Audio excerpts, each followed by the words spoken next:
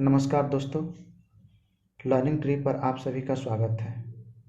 आज video series के lecture में आज नए टॉपिक का शुरुआत करने वाले हैं और वो टॉपिक है आपका साइंस सेक्शन का।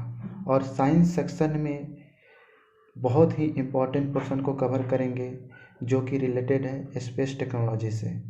और ये ऐसा टॉपिक है जहाँ पे आप सभी को हर एक एग्ज़ाम में कहीं ना कहीं क्वेश्चन मिलता ही है, और वहाँ पे इस छोटे से पोर्शन को अगर हम नहीं जानते हैं तो क्वेश्चन का आंसर नहीं कर पाते हैं।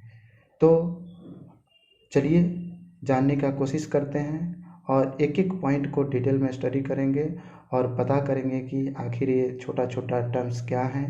और आगे बढ़ने से पहले आप सभी से मैं एक क्वेश्चन पूछना चाहूँगा जो यूपीएससी 2011 के प्रीलिम्स में आया हुआ है, और आप जो स्क्रीन पर क्वेश्चन को रीड कर सकते हैं। और इसके जो 4 ऑप्शन दिए हुए हैं उसमें से कोई एक ऑप्शन सही होगा। और ये ऐसा क्वेश्चन है जो कि स्टेटमेंट वाइज क्वेश्चन है, जो कि जनरली यूपीएससी का स्टाइल है एक क्वेश्चन पूछने का। तो आप देख सकते हैं कि पहला स्टेटमेंट क्या दिया हुआ है, दूसरा स्टेटमेंट क्या दिया हुआ है, तीसरा स्टेटमेंट क्या दिया हुआ है आपका, फिर चौथा स्टेटमेंट क्या दिया हुआ है। तो इसको रीड कीजिए और आंसर देने का कोशिश कीजिए और अपने आंसर को कमेंट बॉक्स में टाइप कर सकते हैं। चलिए दोस्तों, आगे बढ़ने से पहले हम जानते हैं कि कौन कौन सा सब टॉपिक को पढ़ना है और इसको कैसे पढ़ना है। तो सबसे पहले देखते हैं कि मेरा एक टॉपिक का लिस्ट दिया हुआ है, तो आप इस टॉपिक को देख लीजिए कि कौन कौन सा टॉपिक है और कितना इम्पोर्टेंट टॉपिक है। इन सारे टॉपिक्स को हम आगे के स्लाइड्स में डिटेल में देखेंगे। जैसे पहला आपका है जियो स्टेशनरी ऑर्बिट, उसके बाद जो है आपका लो अर्थ ऑर्बिट है, मीडियम अर्थ ऑर्बिट है, polar orbit and sun synchronous orbit जिसको एसएसए बोलते हैं, transfer orbit, geostationary transfer orbit के बारे में जानेंगे। फिर लैग्रेंज पॉइंट्स के बारे में जानेंगे कि लैग्रेंज पॉइंट्स होता क्या है। फिर लास्ट में हम जानेंगे कि हायर अर्थ ऑर्बिट क्या होता है। ओके दोस्तों, तो हम देखते हैं कि आखिर लो अर्थ ऑर्बिट है क्या। इसको डिटेल में जानते हैं कि लो अर्थ ऑर्बिट होता क्या है, जिसको शॉर्ट फॉर्म में हम LEO यानी लियो बोलते हैं। तो ये अर्थ सरफेस जो होता है इसके सबसे क्लोजेस्ट जो ऑर्बिट होता है, जिस सबसे क्लोजेस्ट ऑर्बिट में जो सैटेलाइट जो है रिवॉल्व करती है, उस ऑर्बिट्स को हम बोलते हैं क्या है कि ये लो अर्थ ऑर्बिट है। इसी ऑर्बिट में बहुत सारे सैटेलाइट्स को यहाँ पे प्लेस किया जाता है और यहाँ पे ये सैटेलाइट्स जो है रिवॉल्व करती है। तो इसके कुछ फीचर्स होते हैं कि क्यों इसको लो अर्थ ऑर्बिट बोलते हैं और इसके क्या क्या फीचर्स हैं, इसके बारे में हम जानते हैं। सबसे पहली बात है, ये तो अर्थ के सबसे क्लोज होता है। दूसरा पॉइंट है कि इसका एक्सटेंशन कहाँ तक होता है। तो इसका जनरली एक्सटेंशन जो है मानते हैं 2000 किलोमीटर तक। जो अर्थ सरफेस है, अगर इसका एल्टीट्यूड के टर्म में बोला जाए तो कितना है, 2000 किलोमीटर है। और इसका एक ऑर्बिटल पीरियड होता है, यानी कि ऑर्बिटल पीरियड क्या होता है कि एक सैटेलाइट जो है एक चक्कर कितने देर में पूरा करती है, उसी को ऑर्बिटल पीरियड बोलते हैं। ये ऑर्बिटल पीरियड जो होता है, अगर इसमें देखा जाए तो 120 मिनट मैक्सिमम होता है, यानी इससे कम भी हो सकता है डिपेंडिंग ऑन द एल्टीट्यूड कि किस एल्टीट्यूड पर, क्योंकि लोअर अर्थ ऑर्बिट जो है एक रेंज में वेरी करता है। तो जिस ऑर्बिट पर, जिस एल्टीट्यूड पे मेरा सैटेलाइट होगा, उसी तरह से उसका ऑर्बिटल पीरियड होगा। तो आप समझ सकते हैं कि हाँ, अगर जितना क्लोज टू अर्थ है कोई भी सैटेलाइट तो उसका ऑर्बिटल पीरियड कम होगा, अगर जितना दूर है अर्थ सरफेस से तो उसका ऑर्बिटल पीरियड जो है ज़्यादा होगा। और जब हम किसी भी सैटेलाइट को हम लॉन्च करते हैं तो सबसे बड़ी बात है कि किसी ऑर्बिट में हम रखते हैं, प्लेस करते हैं, तो उसका स्टेबल रहना बहुत ज़रूरी होता है। अगर कोई सैटेलाइट अगर स्टेबल नहीं है तो उसको हम सही से अच्छे से रख नहीं सकते हैं, उसका जो जो काम होगा, वर्किंग होगा, वो सही से नहीं हो पाएगा। तो एक प्रॉपर वेलोसिटी का एक रिक्वायर्ड होता है कि वो किस वेलोसिटी पर वो स्टेबल रह सकता है। तो उसके लिए रफली हम 7.8 किलोमीटर पर सेकेंड का वेलोसिटी को मेंटेन करते हैं और इसी वेलोसिटी पर सैटेलाइट जो है स्टेबल रहता है। और जैसे जैसे हम क्या करते हैं कि एल्टीट्यूड बढ़ाते जाते हैं, तो जैसे जैसे क्या होगा, एल्टीट्यूड बढ़ेगा तो ये वेलोसिटी जो है आपका रिड्यूस करता है। तो आप जानते ही हैं सेंट्रीफ्यूगल फोर्स के थ्रू जो है सारा का सारा जो है यहाँ पे सैटेलाइट का रिवोल्यूशन होता है। तो जैसे जैसे डिस्टेंस बढ़ेगा उसी तरह से इसका वेलोसिटी रिड्यूस होते जाता है, उसको स्टेबिलिटी के लिए वेलोसिटी को हम घटाते जाते हैं। अब ये क्या है कि क्लोज टू अर्थ है, यानी कि कोई भी सैटेलाइट जो है आपका जो क्लोज टू अर्थ है, तो मान लेते हैं कि सैटेलाइट जो है आपका यहाँ पे प्लेस है, तो इसका क्या होगा कि फील्ड ऑफ व्यू जो होता है काफ़ी कम होता है, यानी कि जो इसका एरिया कवर करना है यहाँ पे अर्थ सरफेस पे वो कम हो जाता है, क्योंकि इसका डिस्टेंस कम होता है जो अर्थ सरफेस है उससे। तो इसीलिए हम क्या करते हैं कि यहाँ पे बहुत सारे मल्टीपल सैटेलाइट्स को पूरे रीजन को, पूरे अर्थ को कवर करने के लिए मल्टीपल सैटेलाइट्स को लॉन्च करते हैं, यानी कि हर एक पॉइंट को कवर कर सके, अर्थ के हर एक प्लेस को कवर कर सके, इसके लिए एक नेटवर्क ऑफ सैटेलाइट्स जो है रखते हैं। और उस नेटवर्क ऑफ सैटेलाइट को कॉन्स्टेलेशन बोलते हैं। एक टर्म है, इसको आपको याद रखना होगा कि कॉन्स्टेलेशन क्या बोलते हैं। तो कॉन्स्टेलेशन क्या है, एक तरह का एक नेटवर्क है कि बहुत सारे सैटेलाइट्स को हम प्लेस कर दिए हैं एक नेटवर्क में, तो उसी को बोलते हैं कॉन्स्टेलेशन। जो कि एक क्यों रिक्वायर होता है कि हम कंटिन्यूस को कवरेज कर सकें, यानी कि हर एक एरिया को हम कंटिन्यूसली मॉनिटर कर सकें, तो इसीलिए इस कॉन्स्टेलेशन का रिक्वायरमेंट होता है। तो आप समझ सकते हैं कि हाँ, लो अर्थ ऑर्बिट क्या है और किस तरह का इसका फंक्शन है और फीचर क्या क्या है, आपको पूरा डिटेल में है। अब इसके हम कुछ एग्जांपल्स के बारे में बात करेंगे जो कि काफ़ी इम्पोर्टेंट एग्जांपल्स हैं। आइए दोस्तों, तो कुछ एग्जांपल्स जानते हैं कि आखिर लो अर्थ ऑर्बिट का एग्जांपल्स कौन कौन है। तो सबसे बड़ा एग्जांपल आप हमेशा से सुने होंगे कि जो इंटरनेशनल स्पेस स्टेशन है उसको जो है लो अर्थ ऑर्बिट में प्लेस किया गया है और इसका एल्टीट्यूड कितना है, 400 किलोमीटर है। इसी तरह से अर्थ ऑब्जर्वेशन सैटेलाइट्स है जिसको रिमोट सेंसिंग सैटेलाइट्स भी बोलते हैं, उसको जो है हम लोग लो अर्थ ऑर्बिट में प्लेस करते हैं। क्यों प्लेस करते हैं, आपका रीज़न अब बाखूबी समझ में आ रहा होगा कि इसका प्लेसमेंट क्यों होता है। क्योंकि ये लो अर्थ ऑर्बिट क्या है, अर्थ सरफेस से काफ़ी नज़दीक होता है, सबसे नियरेस्ट होता है। तो हमको अर्थ को मॉनिटर करना है, यानी कि उसको ऑब्जर्व करना है, तो उसके लिए हमको जितना नज़दीक रहेगा कोई भी सैटेलाइट तो अच्छे से इमेज को ले सकेगा, उसके बाद जो है उसको अच्छे से हम विजुअलाइज कर पाएंगे। तो ईच एंड एवरी पॉइंट को हम अच्छे से पूरे डिटेलिंग के साथ जो है कवर कर सकते हैं। तो इसी रिमोट सेंसिंग सैटेलाइट में जो जितना स्पाई जो सैटेलाइट होता है, अर्थ इमेजिंग सैटेलाइट होता है, सबके सब इसी में कवर हो जाते हैं। एक और है, आप हबल टेलीस्कोप के नाम सुने होंगे, जिसको 540 किलोमीटर पर, यानी कि अभी लो अर्थ ऑर्बिट में ही प्लेस किया गया है। और अभी रिसेंटली जो है इसरो नवंबर 7 2020 में एक सैटेलाइट लॉन्च किया था जिसका नामकरण भी पहली बार ही हुआ है इस तरह का। पहले दूसरे नाम से उसको लाया जाता था, जो भी रिमोट सेंसिंग सैटेलाइट होते थे, अर्थ ऑब्जर्वेशन सैटेलाइट होते थे, तो उसका नामकरण दूसरा होता था। अभी जो है नाम जो है चेंज किया गया और इसका नामकरण किया गया EOS। तो यह भी एग्ज़ाम में आपसे पूछे जा सकते हैं कि EOS क्या है, तो आप यहाँ पे बता सकते हैं कि यह है अर्थ ऑब्जर्वेशन सैटेलाइट 01, यानी कि पहला सैटेलाइट है इस नाम से। और ये कब लॉन्च किया गया था, तो 2020 में नवंबर 7 को। इसी तरह से रीसैट है, कार्टोसैट है, तो बहुत तरह का इस तरह का आपको एग्जांपल्स मिल जाएगा।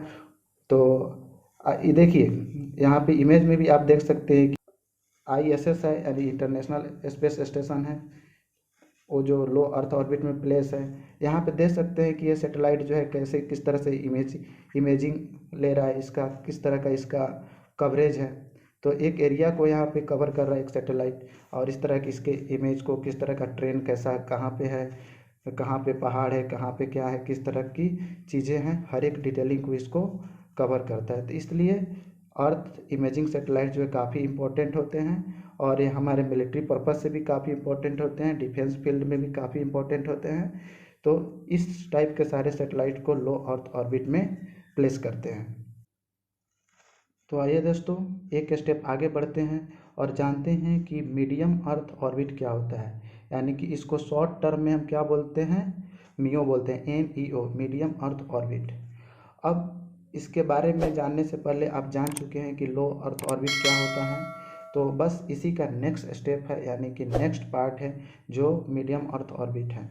ये इसका रेंज देखिए कहाँ से कहाँ तक होता है। तो ये क्या होता है कि लो अर्थ ऑर्बिट और जियो स्टेशनरी अर्थ ऑर्बिट, यानी दोनों के बीच के जो रेंज होते हैं वो, इसी रेंज को हम क्या बोलते हैं, मीडियम अर्थ ऑर्बिट बोलते हैं। और इसका एक्सटेंशन देख लीजिएगा आप कहाँ से कहाँ तक होता है। तो जहाँ पे लो अर्थ ऑर्बिट का एंड पॉइंट होगा वहाँ से ये स्टार्ट होगा, और जहाँ पे जियो स्टेशनरी ऑर्बिट का शुरुआत होगा वहाँ पे जाकर ख़त्म हो जाएगा।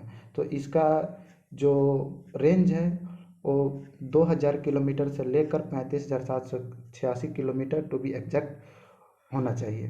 तो इसी रेंज को हम क्या बोलते हैं, मीडियम अर्थ ऑर्बिट बोलते हैं। अब इसी तरह से हम पहले भी हम बता चुके हैं कि जैसे जैसे आपका एल्टीट्यूड बढ़ते जाता है उसका ऑर्बिटल पीरियड, यानी कि जो उसका रिवोल्यूशन का जो पीरियड होता है, टाइम होता है, वो बढ़ जाता है। तो यही है, जितने भी मियो सैटेलाइट होते हैं उनका जो रिवोल्यूशन पीरियड होता है यानी कि 2 आवर्स से लेकर 24 आवर्स के बीच में होता है।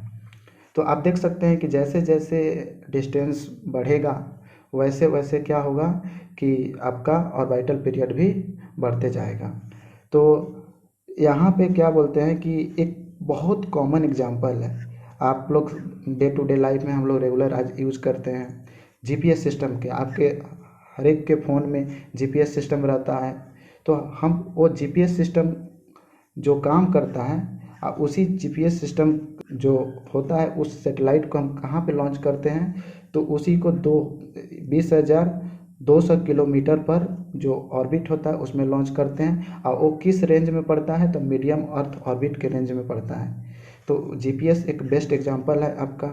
उसी तरह से हमारा इसरो भी बहुत सारा सैटेलाइट को जो है मीडियम अर्थ ऑर्बिट में सेंड किया हुआ है, जिसमें से आप देख सकते हैं कि आप गगन का नाम सुने होंगे। गगन का एक अपना फुल फॉर्म होता है, उसको भी जान लीजिए, ये काफ़ी इंपॉर्टेंट है। बहुत सारे एग्जाम में इसके फुल फॉर्म डायरेक्टली पूछ लिए जाते हैं। तो इसका होता है GPS added geo augmented navigation. और ये जो सैटेलाइट है वो किस पर्पस के लिए बनाया गया है, तो ये जो है सिविल एविएशन के लिए बनाया गया है, जो कि एयरपोर्ट अथॉरिटी ऑफ इंडिया के साथ इसरो ने टाई अप किया और उसी के कोलाबोरेशन में ये बना है।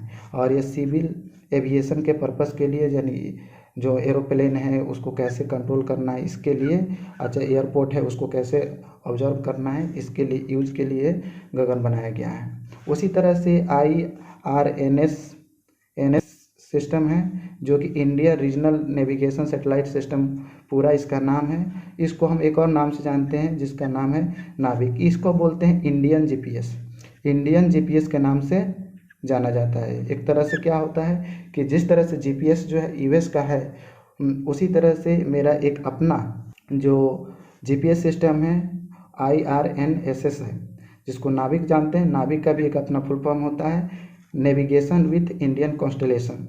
आपको कॉन्स्टलेशन का मीनिंग मैं पहले से बता चुका हूँ, तो आप अच्छे से समझ सकते हैं कि मीडियम अर्थ ऑर्बिट क्या होता है और इसमें जो कौन कौन से सैटेलाइट होते हैं। और जितने भी पॉइंट्स मैंने यहाँ पे ऐड किए हैं सारे के सारे इम्पोर्टेंट है, और आप इसको कहीं पर नोट डाउन कर सकते हैं या स्क्रीनशॉट इसका ले सकते हैं। आइए दोस्तों, तो अगला स्टेप देखते हैं कि जो अगला ऑर्बिट है वो कौन सा है। यहाँ पे आप देख सकते हैं स्क्रीन पर कि जियो स्टेशनरी अर्थ ऑर्बिट, यानी कि इसको शॉर्ट फॉर्म में GEO बोलते हैं। इस टर्म को आप हमेशा सुनते आए होंगे, बहुत सारे जो एग्जाम्स में भी इस टर्म को मेंशन किया जाता है। इस टर्म से बहुत सारे क्वेश्चंस आते हैं। तो आखिर ये है क्या, इसके बारे में डिटेल में जानते हैं अभी। तो आप देख सकते हैं कि जियो स्टेशनरी ऑर्बिट, तो ऑर्बिट ये क्या है, एक जियो सिंक्रोनस अर्थ ऑर्बिट का एक स्पेशल केस है। यानी कि अब यहाँ पे एक टर्म आता है जियो सिंक्रोनस अर्थ ऑर्बिट। तो जियो सिंक्रोनस अर्थ ऑर्बिट होता क्या है, तो एक्चुअली में जियो सिंक्रोनस नाम से क्लियर है, ये क्या होता है कि अर्थ से सिंक्रोनाइज होता है। तो आप समझ सकते हैं कि सिंक्रोनाइज होने का मतलब क्या होगा कि जिस तरह से अर्थ का ये रोटेशन होता है उसी तरह से ये जो है अपने आप को उतना ही पीरियड में ये क्या करता है कि रोटेट करता है यहाँ पे। तो आप देख सकते हैं। और जियो स्टेशनरी अर्थ ऑर्बिट क्या होता है कि सर्कुलर होता है, यहाँ पे सर्कुलर होता है, आप देख सकते हैं कि। और इसका जो एल्टीट्यूड होता है वो अप्रॉक्स 36,000 किलोमीटर मानते हैं, जो कि अगर एग्जैक्ट बोला जाए डेटा तो 35,786 किलोमीटर होता है। तो ये जो काफ़ी ज़्यादा हाइट पे होता है, तो ऑब्वियसली आप समझ सकते हैं कि इसका पीरियड भी काफ़ी ज़्यादा होगा। तो इसीलिए इसका जो ऑर्बिटल पीरियड है, अगर एग्जैक्ट पीरियड का बात करें तो 23 आवर्स 56 मिनट्स एंड 4 सेकेंड्स होता है, जो कि 1436 मिनट्स के बराबर होता है। और अप्रॉक्स में हम रफली ले लें तो 24 आवर्स के बराबर होता है। और ये 36,000 किलोमीटर दूर है और 24 आवर जो है इसका टाइम पीरियड है। तो आप देख सकते हैं कि ऑटोमेटिक यहाँ से आपको क्लियर कंसेप्ट नज़र आ रहा होगा कि ये जो है अर्थ के साथ जो है सिंक्रोनाइज है ये। अब इस तरह के सेटेलाइट जो होते हैं, यहाँ पे हम पहले बता चुके हैं कि जैसे जैसे हम आगे बढ़ते जाते हैं वहाँ पे स्टेबिलिटी मेंटेन के लिए कि उसका जो वेलोसिटी होता है वो कम होते जाता है, जो कि स्पीड जो ऑर्बिटल स्पीड है वो कम होते जाता है। तो क्या है, यहाँ पे हो जाता है 3 किलोमीटर पर सेकेंड से, जबकि लो अर्थ ऑर्बिट में इससे ज़्यादा था। तो यहाँ पे आप देख सकते हैं, डायग्राम में भी देख सकते हैं कि जो मेरा ये जियो स्टेशनरी ऑर्बिट है, ये आप यहाँ पे देख रहे हैं जियो स्टेशनरी ऑर्बिट है, ये भी सेंटर में मेरा अर्थ है। और यहाँ पे क्या होता है कि अब जैसे जैसे एल्टीट्यूड बढ़ते जाता है, इसका मतलब क्या होता है कि वहाँ पे जो सेटेलाइट का नेटवर्क है उसमें संख्या कम होती जाती है। तो ये ऐसा ऑर्बिट है, वहाँ से हम सिर्फ और सिर्फ 3 सेटेलाइट का यूज करके जो है पूरे अर्थ सरफेस को कवर कर सकते हैं। तो यहाँ पे देखिए सेटेलाइट 1, सेटेलाइट 2 और सेटेलाइट 3, तीनों को लेके हम क्या कर रहे हैं कि पूरे कवर कर रहे हैं। तो only 3 satellites required to cover whole earth. तो आप देख सकते हैं कि सेटेलाइट्स का संख्या घट गया, लेकिन यहाँ पे क्या हुआ कि अल्टीट्यूड आपका बढ़ गया है। अब इसके एग्जांपल्स देख लेते हैं कि कौन कौन से एग्जांपल्स हैं। तो आप सबसे पहले आप देख सकते हैं रिसेंट में एक इसरो सेटेलाइट लॉन्च किया था, जो कि 17 दिसंबर 2020 को लॉन्च किया था। और इसमें जो है आपका कम्युनिकेशन सेटेलाइट है। तो आप देख सकते हैं कि यहाँ पे जब हम जाते हैं, इस ऑर्बिट में जाते हैं, तो यहाँ पे कम्युनिकेशन सेटेलाइट, वेदर सेटेलाइट ऐसा सेटेलाइट होता है जो वेदर फोरकास्टिंग में काम आता है, वेदर को मॉनिटर करने में काम आता है। तो जिस तरह से आपके मौसम का प्रेडिक्शन बताया जाता है, कहाँ पे किस तरह का तूफान आ रहा है, समुद्र में क्या हलचल हो रहा है, इसके बारे में जानकारी जो है इसी टाइप के सेटेलाइट से लगाया जाता है। तो आप यहाँ पे देख सकते हैं कि कम्युनिकेशन सेटेलाइट, वेदर सेटेलाइट इसका बेस्ट एग्जांपल है। और आपको याद भी रखना पड़ेगा कि इसका भी जैसे हम लो अर्थ ऑर्बिट में हम EOS के बारे में बात किए थे, यहाँ भी रिसेंट में ही नाम चेंज किया गया है इसका। पहले कम्युनिकेशन सेटेलाइट जो है दूसरे नेम से आते थे, अभी जो है CMS-01 के नाम से आएंगे। इसी तरह से आगे जो भी सेटेलाइट आएंगी इस कम्युनिकेशन सेटेलाइट के सीरीज़ में, तो इसी तरह से नेमिंग होते जाएगा, जैसे CMS-01, CMS-02, CMS-03, और इस तरह से आपको ध्यान रखना। तो जहाँ भी इस तरह का नाम दिखे तो आपके फटाक से माइंड में क्लिक करना चाहिए कि ये कम्युनिकेशन सेटेलाइट है और किस ऑर्बिट में होगा। तो ये जियो स्टेशनरी अर्थ ऑर्बिट में होगा या जियो सिंक्रोनस अर्थ ऑर्बिट में होगा।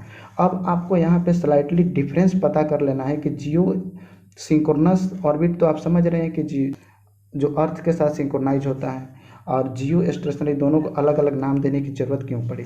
तो जियो स्टेशनरी जो सेटेलाइट होता है या ऑर्बिट होता है, वो क्या करता है कि इक्वेटर जो होता है, अर्थ का जो इक्वेटर होता है, तो इक्वेटर के जस्ट एबव होता है। जस्ट एबव अगर 36,000 किलोमीटर के ऊपर जाते हैं तो यही ऑर्बिट आपको मिलता है, जो कि ये है जियो स्टेशनरी ऑर्बिट।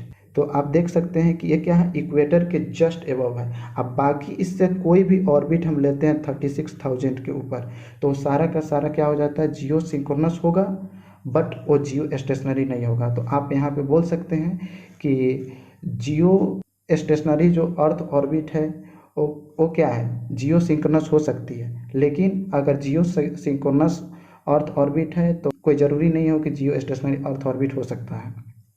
तो आपको यहाँ पे क्लियरली डिफरेंस पता चल रहा हो कि दोनों में क्या क्या डिफरेंस है, और आप लोगों ने इसको काफ़ी डिटेल में स्टडी कर चुके हैं। तो अब बात करते हैं पोलर ऑर्बिट और सन सिंक्रोनस ऑर्बिट के बारे में।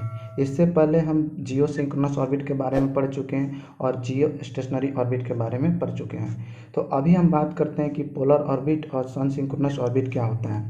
तो पोलर ऑर्बिट नाम से ही आपको क्लियर नज़र आ रहा होगा कि यहाँ पे पोलर है, यानी पोल का बात किया जा रहा है, यानी कि जिस सैटेलाइट का जो ऑर्बिट होता है अगर पोल टू पोल होता है तो उसी ऑर्बिट को, उस ऑर्बिट में जो सैटेलाइट होते हैं उसको पोलर ऑर्बिट सैटेलाइट बोलते हैं, और जो ऑर्बिट का फॉर्मेशन होता है उसे क्या बोलते हैं, पोलर ऑर्बिट बोलते हैं। तो आप देख सकते हैं कि हाँ, जो पोल टू पोल जो है अगर अर्थ का जो रिवॉल्यूशन करता है वो क्या होता है कि पोलर ऑर्बिट सैटेलाइट होता है, और इसका रेंज जो होता है आपको 200 से 1000 किलोमीटर के आसपास में होता है। तो आप देख सकते हैं कि ये रेंज किस रेंज में आ रहा है, ये रेंज जो है लो अर्थ ऑर्बिट के रेंज में आ रहा है। तो यहाँ पे जो है आपका लो अर्थ ऑर्बिट जो होता है उसी के रेंज में आता है ये पोलर ऑर्बिट। तो आपको इससे कंफ्यूज नहीं करना है कि पोलर ऑर्बिट कुछ अलग होता है, लो अर्थ ऑर्बिट कुछ अलग होता है। ये पोलर ऑर्बिट जो एक वेरिएंट है इसका। तो आप देख सकते हैं कि इसका रेंज आपको दिमाग पर रखना पड़ेगा, और इसका रिवॉल्यूशन कैसे होता है उसको दिमाग पर रखना पड़ेगा कि ये पोल टू पोल रिवॉल्यूशन करता है अर्थ का। तो इसीलिए इसको पोलर ऑर्बिट सैटेलाइट भी बोलते हैं, और जो ऑर्बिट बन गया वो क्या है, पोलर ऑर्बिट है। उसके बाद जो है हम बात करते हैं सन सिंक्रोनस ऑर्बिट का। तो सन सिंक्रोनस ऑर्बिट क्या है, यह भी एक पोलर ऑर्बिट का ही पार्ट है, एक स्पेशल केस है। जिस तरह से जियो स्टेशनरी ऑर्बिट जो एक स्पेशल पार्ट था जियो सिंक्रोनस ऑर्बिट का, उसी तरह से सन सिंक्रोनस भी पोलर ऑर्बिट का एक स्पेशल पार्ट है। और ये जो सन के साथ सिंक्रोनाइज होता है, यानी कि नाम से आपको एकदम क्लियरली लग रहा होगा यहाँ पे, ये सेल्फ डिस्क्राइबिंग वर्ड है ये सारा का सारा।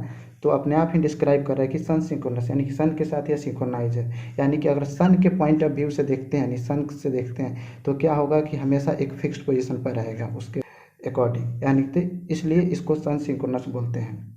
और ये सैटेलाइट जो होता है कि सेम स्पॉट पर सेम लोकल टाइम को फॉलो अप करता है। अगर इसका एग्जांपल के तौर पर देखें तो मान लेते हैं कि आप अगर दिल्ली में रहते हैं तो कोई सैटेलाइट अगर सन सिंक्रोनस सैटेलाइट है, तो अगर वो दिन के अगर 12 बजे अगर मान लेते हैं कि वो सैटेलाइट जो है दिल्ली के ऊपर से क्रॉस करती है, तो फिर अगेन वो 12 बजे ही दिल्ली के ऊपर से क्रॉस करेगी। तो आप समझ सकते हैं कि सेम पॉइंट और सेम स्पॉट और सेम लोकल टाइम क्या हो सकता है।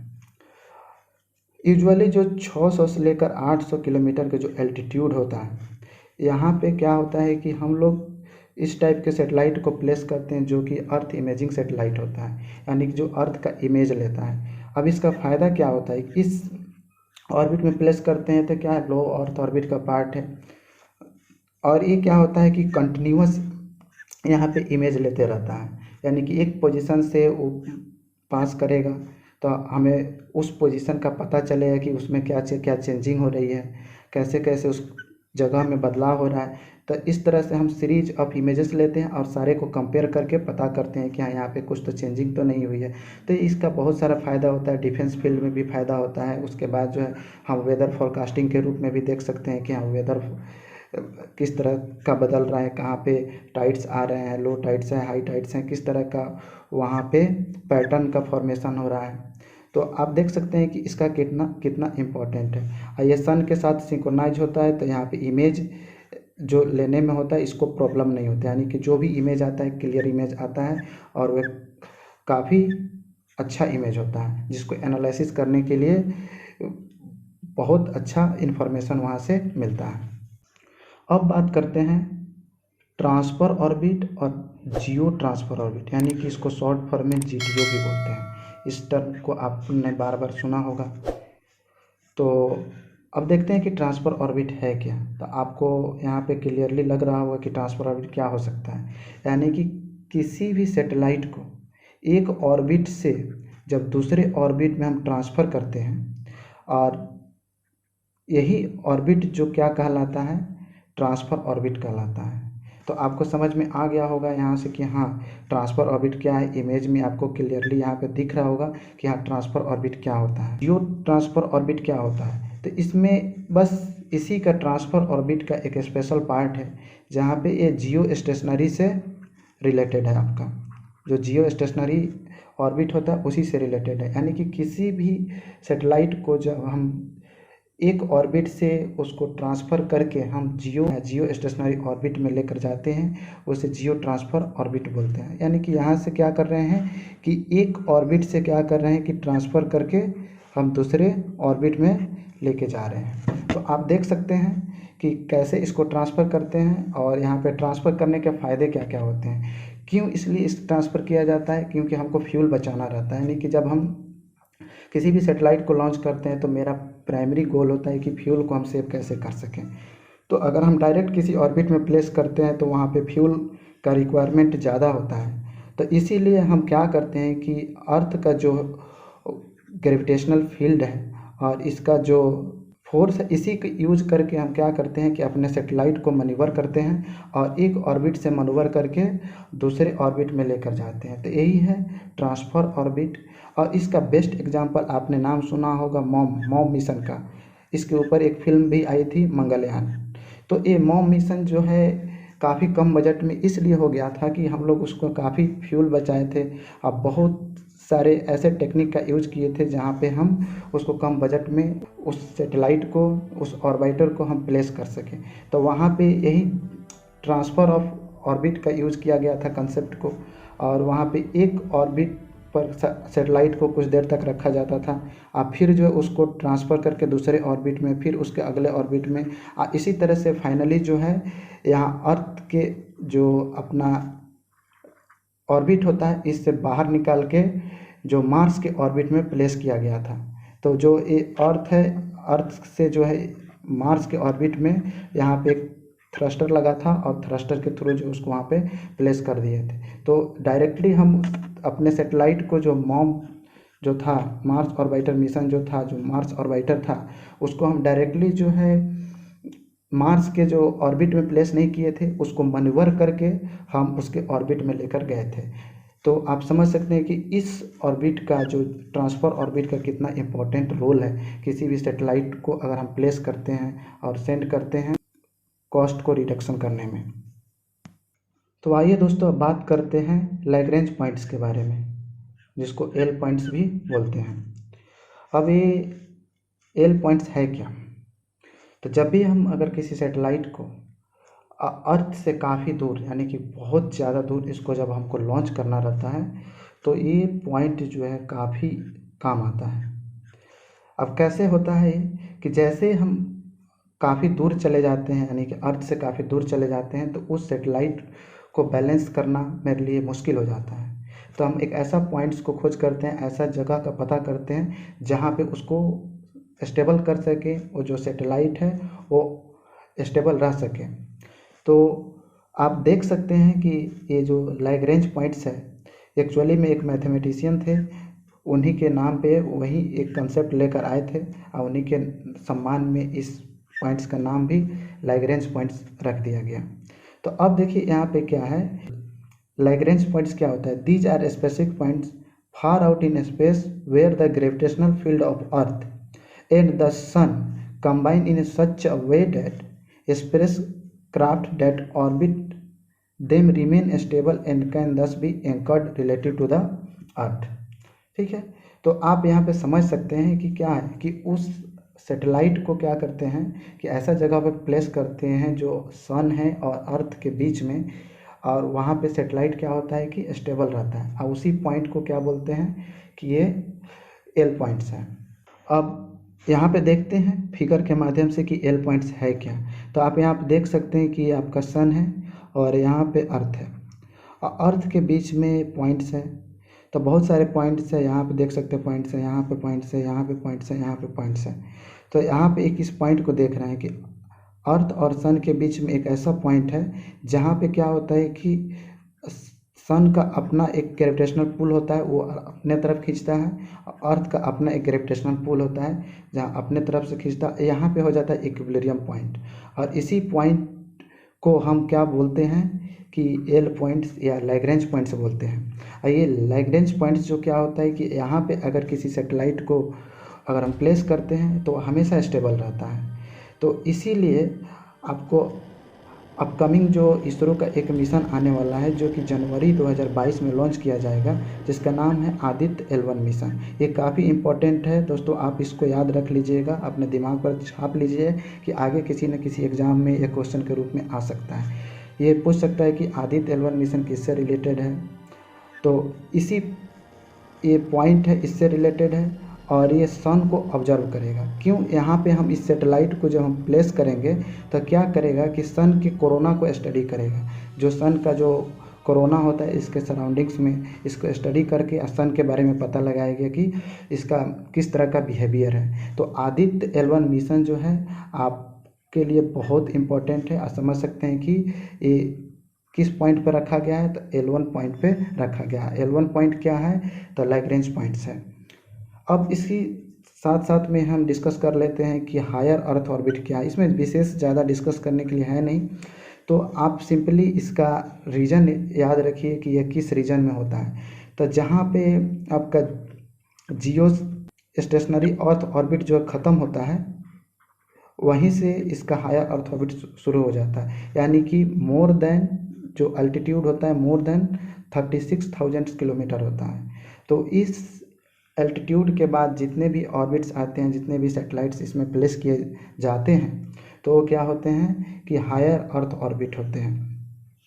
तो आपका यहाँ पे टोटल लेक्चर्स ख़त्म होता है और आप कमेंट बॉक्स में बताइएगा कि मेरा लेक्चर ये कैसा लगा, ये सीरीज़ आपको पसंद आया कि नहीं आया, और आगे के बारे में बात करें, इससे रिलेटेड और भी टॉपिक्स को लेके आएँ, आप कमेंट बॉक्स में बता सकते हैं। और भी जान सकते हैं कि जैसे